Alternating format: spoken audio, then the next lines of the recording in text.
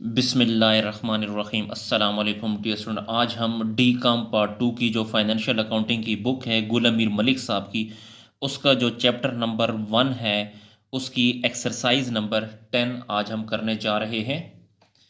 Chapter number 1 है और exercise number 10 है।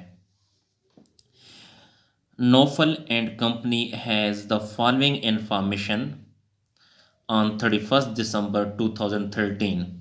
जी पहले मैं आपको क्वेश्चन एक्सप्लेन कर देता हूँ, फिर इसको सॉल्व करते हैं। Noufal and company has the following information on 31 December 2013। Noufal and company ji की कुछ इंफॉर्मेशन है 31 दिसंबर 2013 की, जो कि ये है। रॉ मटेरियल ओपनिंग इन्वेंट्री है और क्लोजिंग इन्वेंट्री है। तो ये रॉ मटेरियल ओपन इन्वेंट्री के नीचे ये ओपनिंग इन्वेंट्री है और क्लोजिंग के नीचे ये एंडिंग इन्वेंट्री है। फिनिश गुड्स ये ओपनिंग फिनिश गुड्स है और ये एंडिंग फिनिश गुड है। वर्क इन प्रोसेस ये ओपनिंग है और 14,000 एंडिंग फिनिश गुड्स है। रॉ मटेरियल परचेजेस 98,000 इसको परचेजेस में लिखना है। मटेरियल रिटर्न का मतलब होता है परचेज रिटर्न, तो इसको आपने परचेज में से माइनस करना है। डायरेक्ट लेबर है 90,000। फैक्ट्री ओवरहेड अप्लाइड जो FOH अप्लाइड है वो 70% ऑफ डायरेक्ट लेबर है। तो डायरेक्ट लेबर 90,000 है, तो 90,000 का जो 70% होगा यानी 63,000। तो 90,000 का 70% 63,000 आता है, तो ये आपका FOH होगा जी। उसके बाद इनडायरेक्ट मटेरियल ये FOH है, एक्चुअल FOH। इनडायरेक्ट लेबर ये भी एक्चुअल FOH है। डिप्रिसिएशन ऑफ मशीनरी ये भी FOH है। सुपरविजन ये भी FOH है। रिपेयर टू फैक्ट्री ये भी FOH है। जी डी स्टूडेंट, ये जो मैंने FOH लिखे हैं इनका ताल्लुक, इन एक्सपेंसेस का ताल्लुक फैक्ट्री से है, तो इसलिए जिन एक्सपेंसेस का ताल्लुक फैक्ट्री से होगा वो FOH के ज़मरे में आएंगे, यानी वो फैक्ट्री ओवरहेड होगा। रिक्वायर्ड में कहता है prepare cost of good sold statement. हमने cost of good sold statement बनानी है। तो डियर स्टूडेंट, आपको बताता चलूँ कि इसमें सिर्फ कॉस्ट ऑफ गुड सोल्ड बनानी है। तो सोल्यूशन की तरफ चलते हैं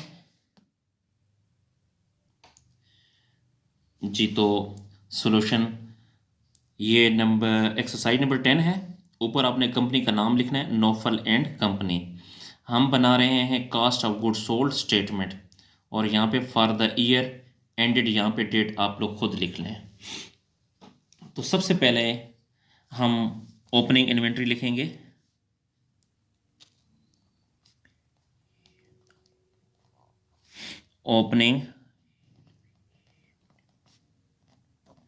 ओपनिंग इन्वेंट्री। डियर स्टूडेंट, आप बुक को अपने सामने रख लें, यानी क्वेश्चन को अपने सामने रखें, ताकि जब हम क्वेश्चन को सॉल्व कर रहे हों तो आपने बुक को भी सामने रखना है, क्वेश्चन को देखना है, क्योंकि क्वेश्चन जब आपके सामने होगा तो आप बआसानी हल कर सकेंगे। तो ओपनिंग इन्वेंट्री है हमारे पास 50,000। उसके बाद हम लिखते होते हैं परचेजेस।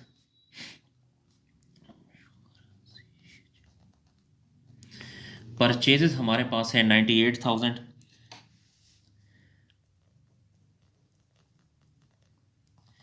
परचेज में से हम रिटर्न को माइनस करते होते हैं, तो लेस करें परचेज रिटर्न या मटेरियल रिटर्न।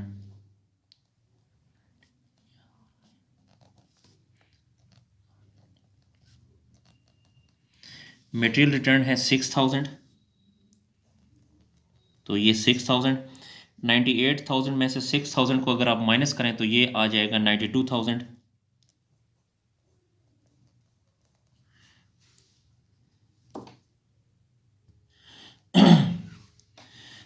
अब 50,000 के साथ प्लस करें 92,000, तो इससे आ जाएगा 1,42,000।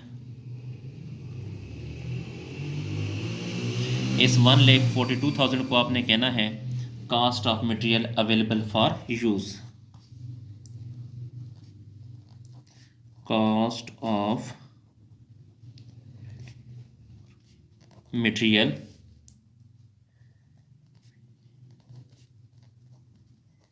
Available for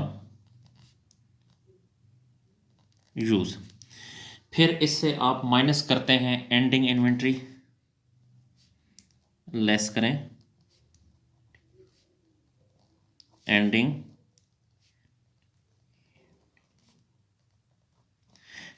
inventory. तो क्वेश्चन में अगर आप देखें तो एंडिंग इन्वेंट्री है 45,000। अब 1,42,000 में से 45,000 को अगर आप माइनस करें तो ये आ जाएगा 97,000।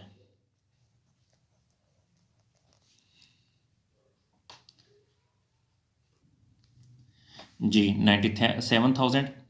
इस 97,000 को आपने कहना है कॉस्ट ऑफ मटेरियल या गुड्स यूज्ड, या इसे कहेंगे कंज्यूम्ड। फिर इसके बाद आपने प्लस करना है डायरेक्ट लेबर।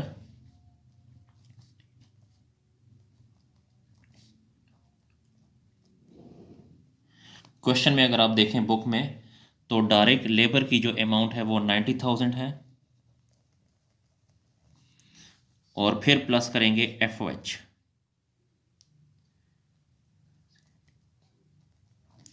Factory overhead. जी फैक्ट्री ओवरहेड के बारे में इसने कहा है कि 70% ऑफ डायरेक्ट लेबर। तो देखें डायरेक्ट लेबर 90,000 है ये, तो इसका 70%, 90,000 का 70%, तो 90,000 का 70% आ जाएगा 63,000। जी पेज को ज़रा ऊपर करते हैं।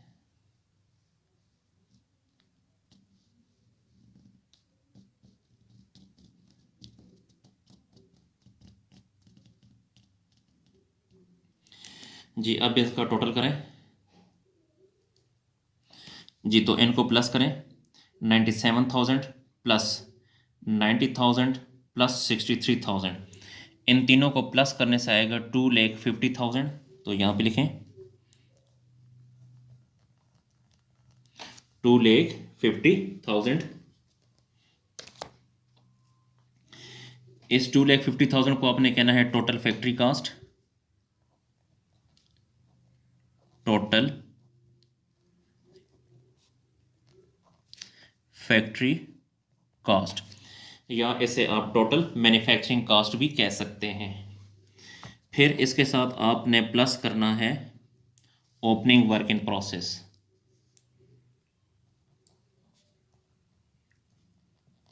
Opening work in process, WIP का मतलब होता है work in process.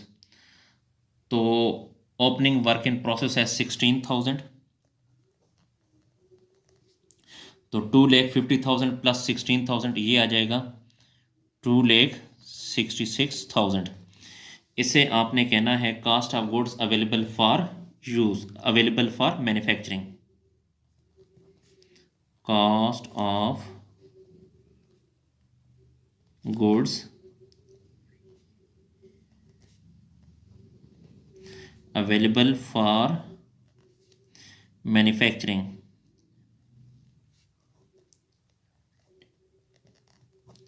Cast of goods available for manufacturing.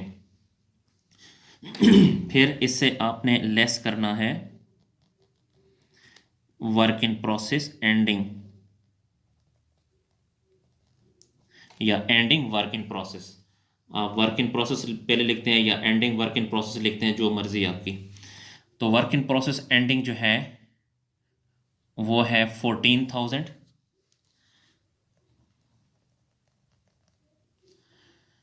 तो 2,66,000 में से 14,000 को अगर आप माइनस करें तो इससे आ जाएगा 2,52,000, 2,52,000,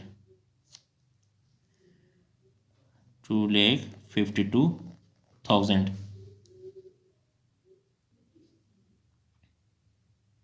2,52,000। इसे आप कहेंगे कॉस्ट ऑफ गुड्स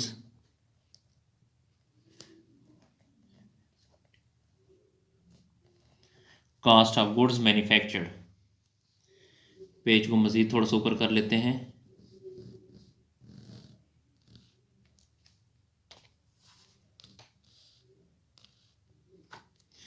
फिर उसके बाद प्लस करना है ओपनिंग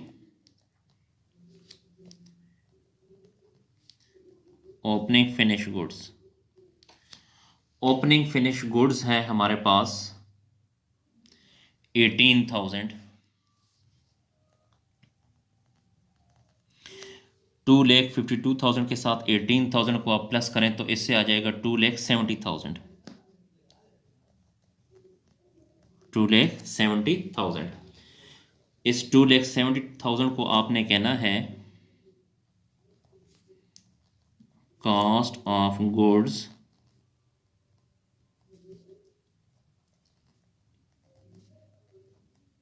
अवेलेबल फॉर सेल। फिर आपने माइनस करना है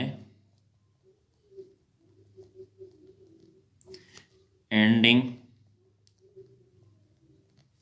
finish good. Ending finish goods है 20,000।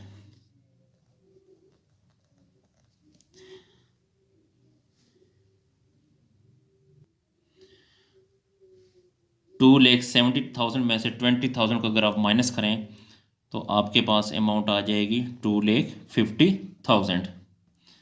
तो ये जो 2,50,000 है इसे आपने कहना है कॉस्ट ऑफ गुड्स सोल्ड, लेकिन इसके साथ एन लिखेंगे या अप्लाइड लिखेंगे। एन का मतलब ये होता है कि ये जो cost of goods sold 2,50,000 answer आया है ये एक्चुअल नहीं है बल्कि ये एस्टिमेटेड है। तो अब डियर स्टूडेंट आपने इस तरह करना है कि ये जो एक्सपेंसेस हैं कुछ ये वाले indirect material, indirect labour, depreciation of machinery और सुपरविजन, ये चारों और ये रिपेयर टू फैक्ट्री, ये एक्चुअल एफएच हैं। तो इनको आप लोग प्लस करें जी। तो ये वर्किंग है, यहाँ पे लिखें एक्चुअल एफएच। इनडायरेक्ट मटेरियल हमारे पास है 8,000, इनडायरेक्ट लेबर है 15,000, डिप्रिसिएशन ऑफ मशीनरी है 8,500 और सुपरविजन की अमाउंट है 16,000, रिपेयर्स टू फैक्ट्री की कॉस्ट है 12,000। तो यहाँ से लेके यहाँ तक ये सारी एक्चुअल एफओएच है, इनको हमने प्लस किया तो हमारे पास 59,500 आ गया। तो ये है एक्चुअल एफओएच।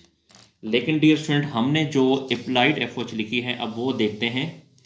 तो यहाँ पे अगर आप देखें तो फैक्ट्री ओवरहेड अप्लाइड हमने लिखी है 63,000। तो दोबारा वर्किंग में आ जाए,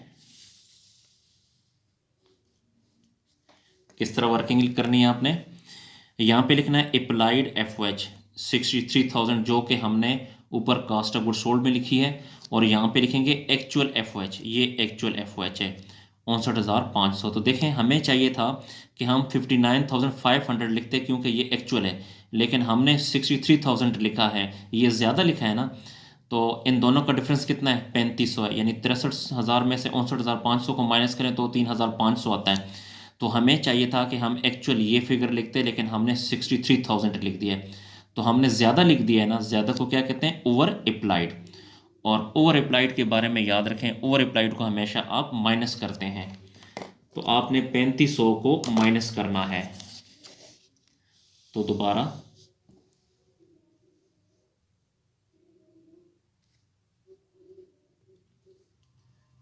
तो इसमें लेस करें over applied FOH, over applied FOH वो है 3,500 यानी 3500। तो 2,50,000 में से 3500 को अगर आप माइनस करें तो ये आ जाएगा 2,46,500। 2,46,500। इसे आपने कहना है cost of good sold. Cost of good sold. जी डियर स्टूडेंट, ये हमारा आंसर है। डियर स्टूडेंट, जो आपको मैंने वर्किंग बताई है वो भी आपने इस क्वेश्चन में शो करनी है। तो हमारा जो क्वेश्चन है वो कंप्लीट हुआ।